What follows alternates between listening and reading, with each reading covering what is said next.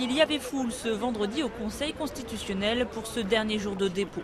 Les candidats qui n'avaient pas encore remis leurs 500 parrainages sont venus officialiser leur candidature. Premier à venir ce matin, Jean-Luc Mélenchon, le candidat du Front de gauche, qui a réuni près de 1100 signatures d'élus. On a eu d'autres difficultés, mais pas celle-là.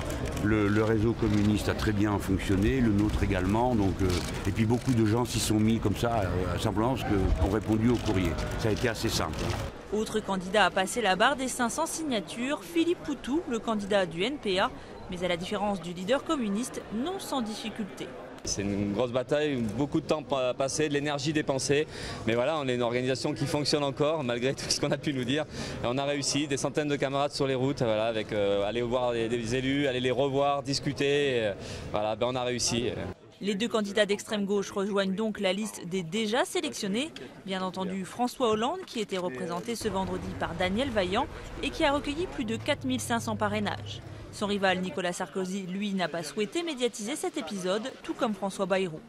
Auparavant, Eva Joly, Nathalie Arthaud, Nicolas Dupont-Aignan avaient déjà officialisé leur candidature. Et plus surprenant, Jacques Cheminade, celui qui se définit comme un gaulliste de gauche, affirme avoir recueilli 538 signatures. Pour d'autres, en revanche, le parcours s'est arrêté devant le Conseil constitutionnel, à commencer par Dominique de Villepin. L'ancien Premier ministre a annoncé vendredi soir renoncer à sa candidature, faute des parrainages requis. D'autres veulent encore y croire et attendent les ultimes soutiens reçus par courrier, comme l'écologiste Corinne Lepage et le candidat du Rassemblement des contribuables français, Nicolas Miguet.